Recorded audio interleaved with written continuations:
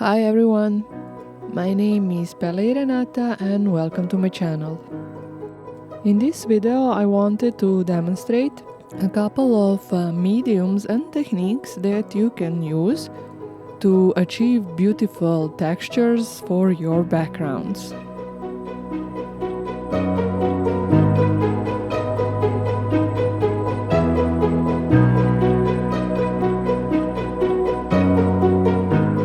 At this point I still wasn't sure with which mediums I'm going to work for this project, so as a base I chose a really sturdy mixed media paper. As a first step for building my background interest I decided to work with old book pages, but I thought it would look much prettier and more natural if I don't adhere the entire page as it is, and instead tore it in a couple of smaller pieces and adhere them more or less randomly on my paper. And as you can see, for adhering I am using matte medium. And this particular one is from Ranger.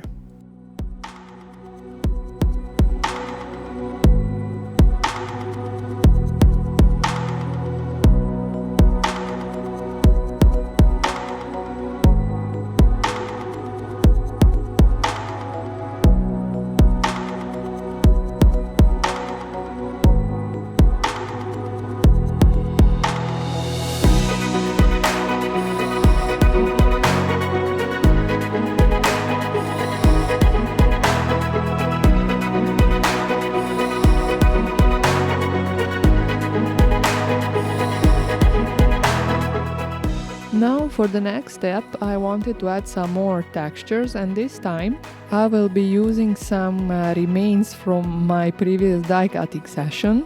This beautiful die cut pattern comes from Sizzix and Tim Holtz Mixed Media #1 dies.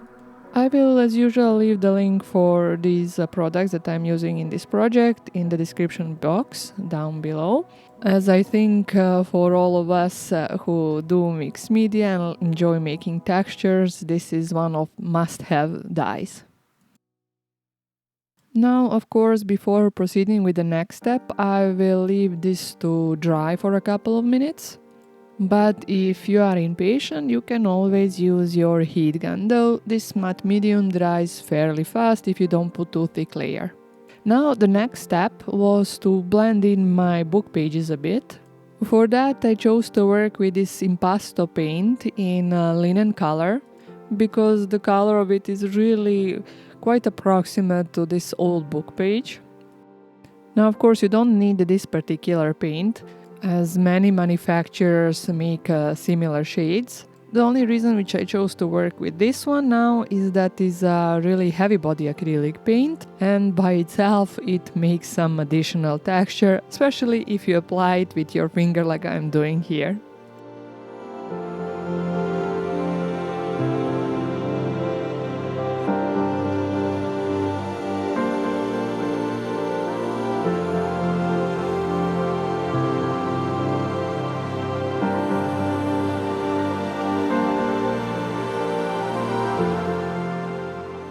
Once again off camera I dried my background, and now I'm proceeding to apply some clear water using my brush before I move on to the next range of products.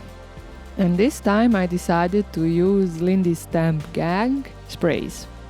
The first color that I chose to work with is really similar to my acrylic paint, but I just was going for this watercolor effect. And I like how these paints move freely and the way they spread. Of course I could have achieved very similar effect by diluting my acrylic paints a lot, but I just found this technique to be much easier and faster. Now of course, as you can notice, I am adding some darker shades because this all helps giving depth to your project. And of course you can notice that most of the time I'm keeping my paper in the hand, because I really wanted to make that free flow of the paints.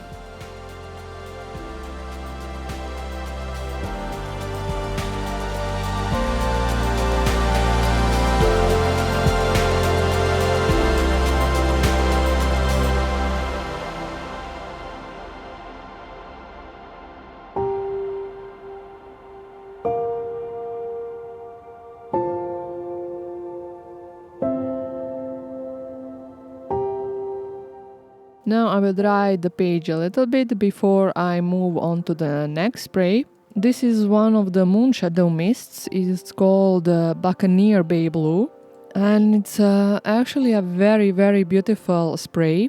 All the moon shadow mists have a walnut ink base, which gives them that beautiful vintage sepia look. But on top of that, they still have a little bit of shimmer, which can be noticed when you turn your page toward the light.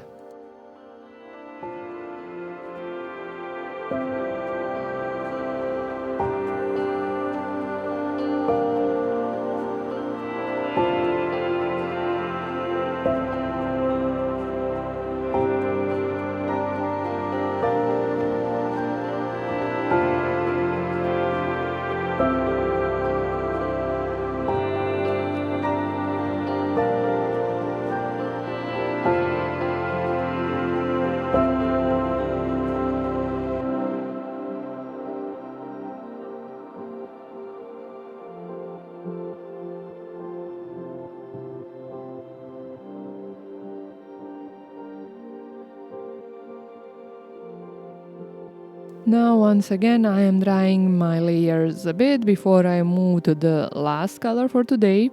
Again, one of the Lindy sprays, and this one is called Ocean Breeze Blue. This one really helps add some contrast to my page and add some life, because so far I have used all muted tones, and this really somehow brings the whole background to life.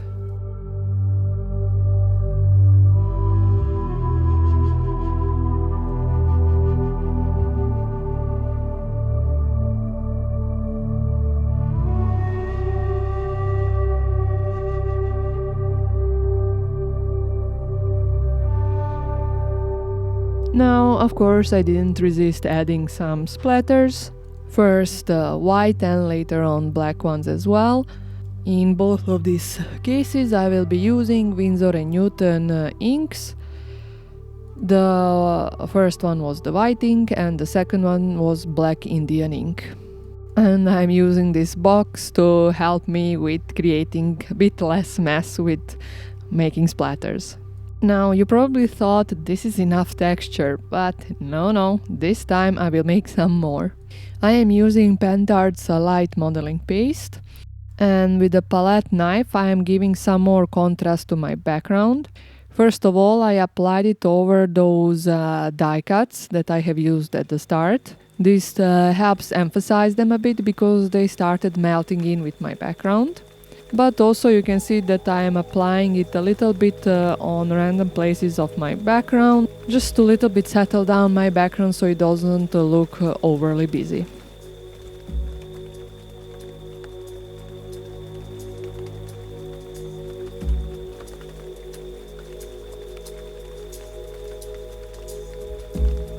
But since my modeling paste was at my table, I decided to use a little bit of stenciling too. This is one of That's Crafty mini stencils, and I have applied it on a couple of random places on my page, just for fun.